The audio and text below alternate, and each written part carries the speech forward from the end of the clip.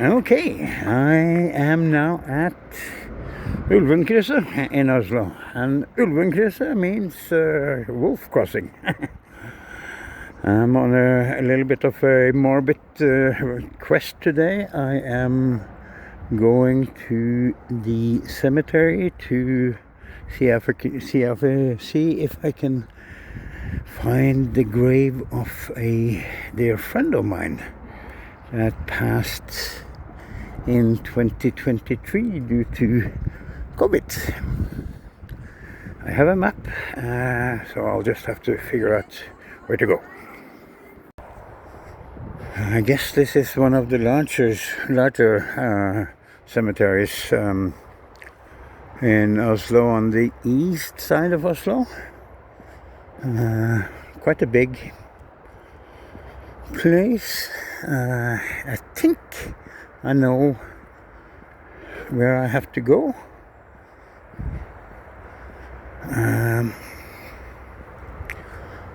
But there are maps and like these markers all over the place. See, 028.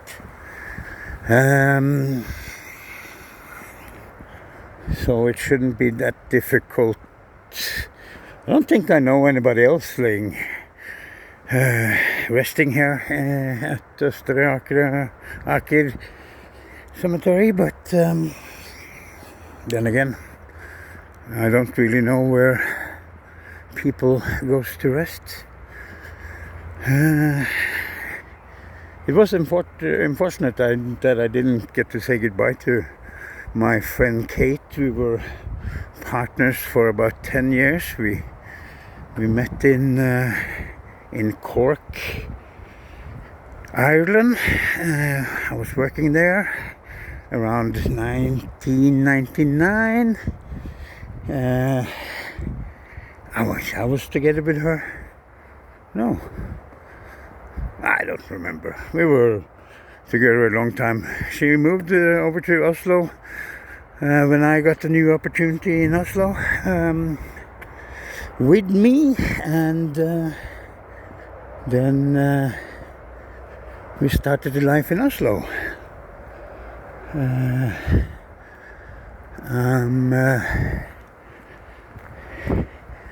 And we went our separate ways. I don't know, about 2006, I believe. And then during lockdown, I was stuck in Manila, and she started to get really sick.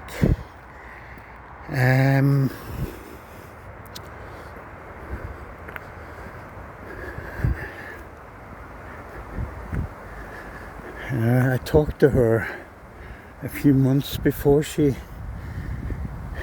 left, and she could hardly talk. She was so feeling so awful, so the conversation was really short. And then I got word that she had passed in December of 23. Well, unfortunate, but that's life, I guess. Sunny day here in Oslo. It was raining yesterday. Today, well, maybe about 20 degrees, so not so bad. Peaceful here. Not well. I shouldn't say. There's not a lot of people here, but yeah, there is a shitload of people here. But not so many alive ones. Okay, so that's 54. We are looking for 67. Yeah.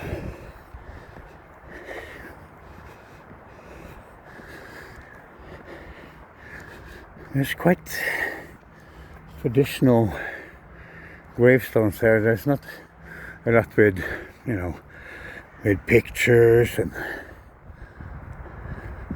fancy ones, like in some other countries. I don't think there's tradition for that here in Norway, so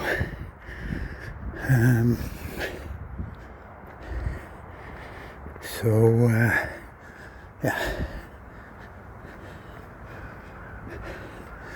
66, so I must be close.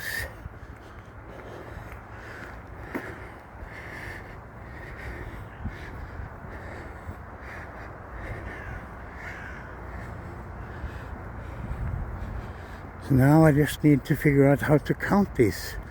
Is it...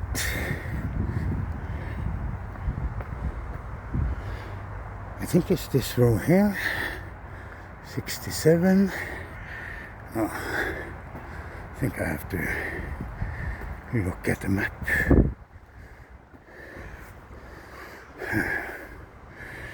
Yeah, I have to look at the map again.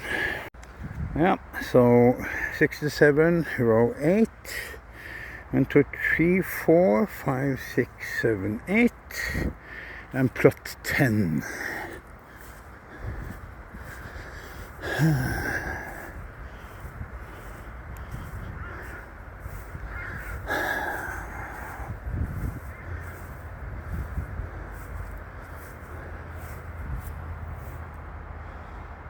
Fem, 6, 8, 9, 10.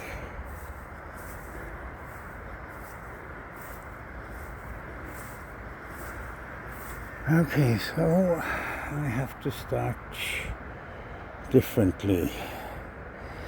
1, 2, 3, 4, 5, 6, 7, 8.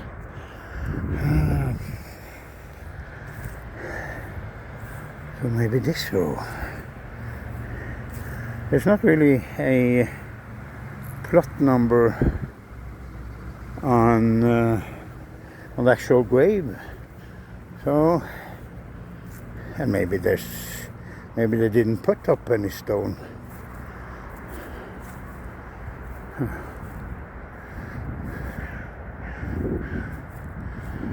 1, 2, 3, 4, 5, 6, 7, 8, 9, 10. Huh. Okay, I was on the wrong side. I was searching in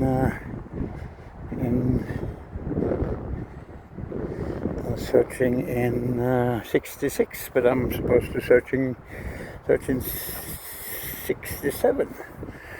So I guess I have to go up and down a few times here.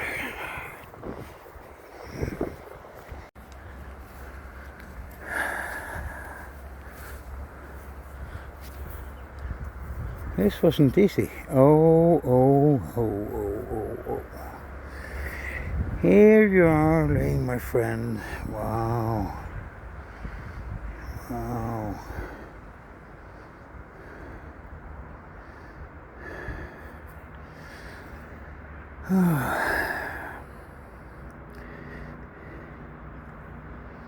Catherine Teresa English Welton. Born on the 20th of February 1968 to the 8th, and passed on the 8th of December 2023.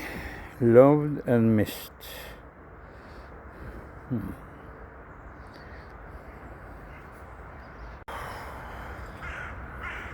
It's sad, but it's also nice to see that she's resting in a nice place, overlooking the hillside. She has a nice stone. Yeah. It's a little bit crowded here. I don't know if she... Well, she used to, when she first came over here, she started working as a bartender. She never liked it, but it was an Irish bar, and every Irish, they are working in an Irish bar. But I wasn't too much fond of crowds. So, well, but I think it's a good resting place. Close to the church.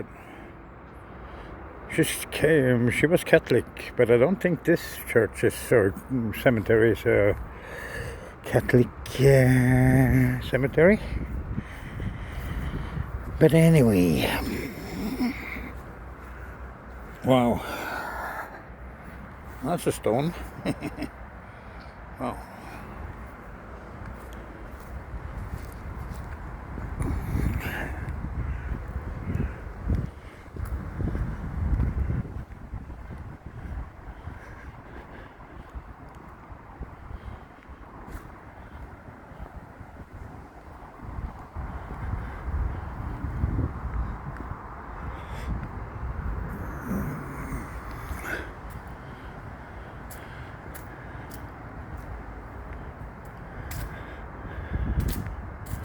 I don't know why this urge came upon me.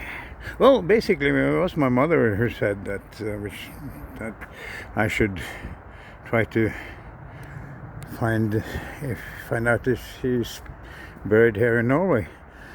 I would imagine they would send her remains to Ireland, back to Ballypreen, her village. But then again, maybe she got married here after we split.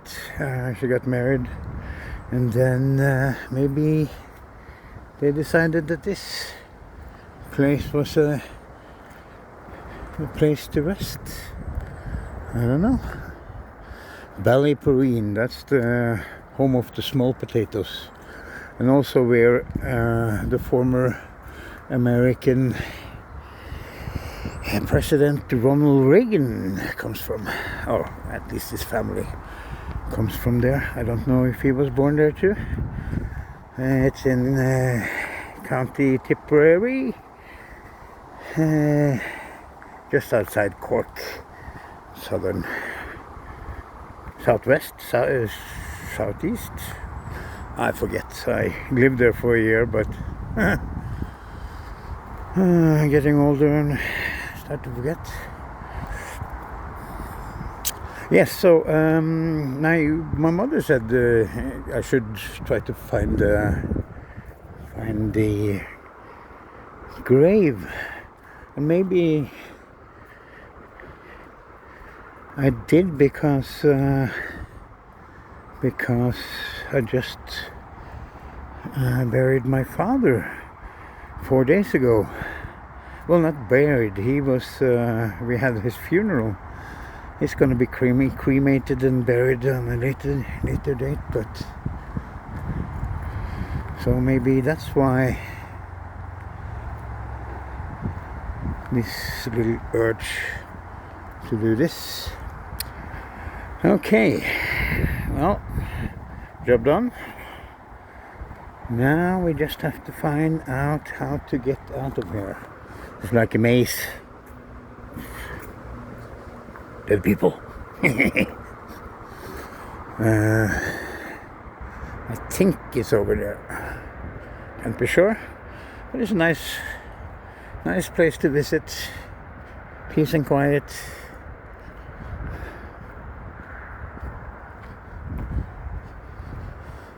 Okay.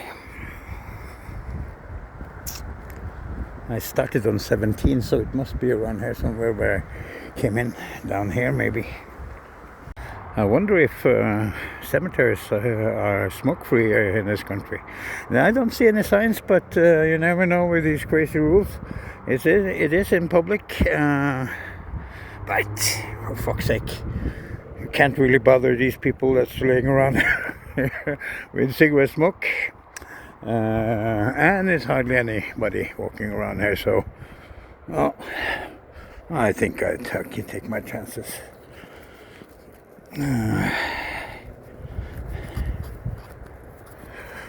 There we go. Well, onwards and upwards. Now I think I'm gonna try to catch a bus into Oslo city centre and see what mischief I can get up there in there. Well, at least I have to find a bus anyway. And here's exit. Ooh, not trapped with dead people.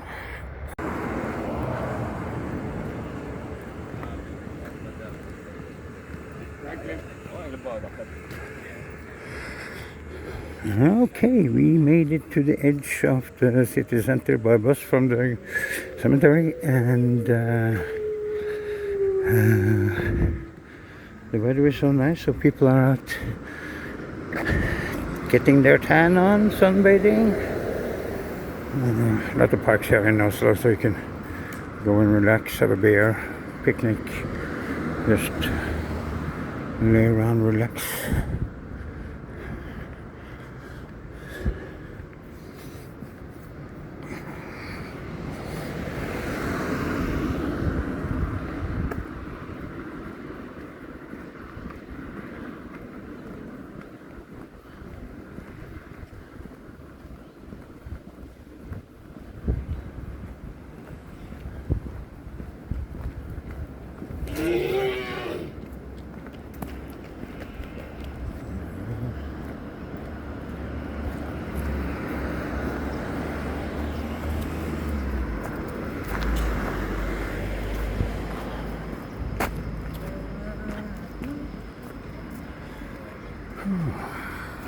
It's a nice church. This building here, it's the main police station in Oslo and the biggest in the country.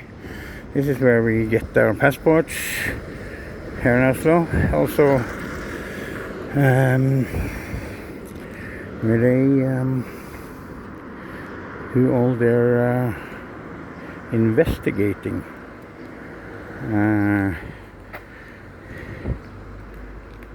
First time I was pulled in there, I don't remember if I was here before for passport, but first time they pulled me in here was for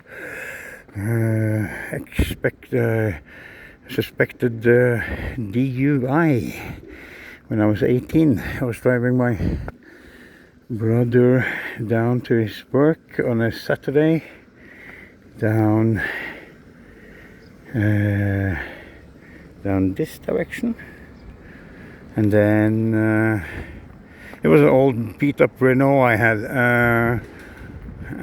so I guess the police wanted to stop me just because of my shitty car. I rolled down the window, and they smelled, they said it smelled like an old brewery, so they pulled me into the at the back of the house here for breathalyzer and a breath test and blood test and a short interview. It was on a Sunday, yeah, because there were no doctors on duty, so I was put in a waiting cell, and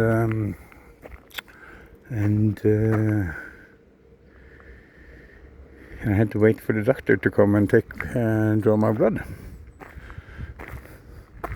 After that, they confiscated my driver's license. Maybe I was 20 years old. They confiscated my driver's license. They called me in for an interview.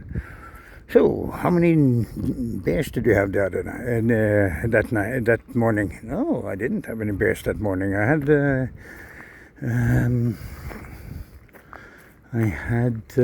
night before. Yeah, how many beers did you have?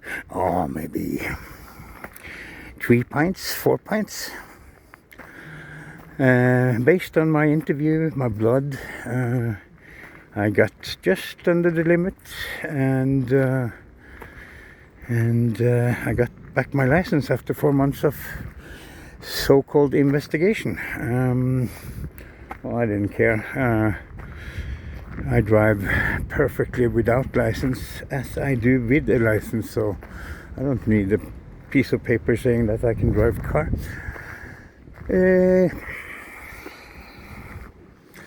Right here is the jail of Oslo. So a lot of people there wanting to go out in the sun, but can't. Okay. But this is the main entrance, or it used to be the main entrance, where the prisoners went in and also came out. Well, the holding cells are at the back of the big building, where they have also the garage, or the garage for all the police vehicles.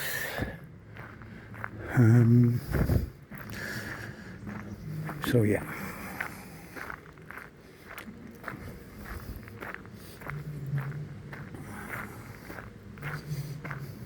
The funniest thing is that one of Oslo's biggest brothels, indoor brothels, illegal brothels, were just down here. And the police didn't know anything about it. So they operated for years until the public, or the neighbors, started to complain about a lot of traffic during the night, and then they finally had to shut it down. But for fuck's sake, it's their next door neighbor, and they can't do anything about it. But still, well, selling sex is not a crime, but the people facilitating for the sale of sex, like, say, putting up the apartments and all, they can be prosecuted, and they didn't do shit for a long time. They only do what serves their purpose, I guess, the police. Okay.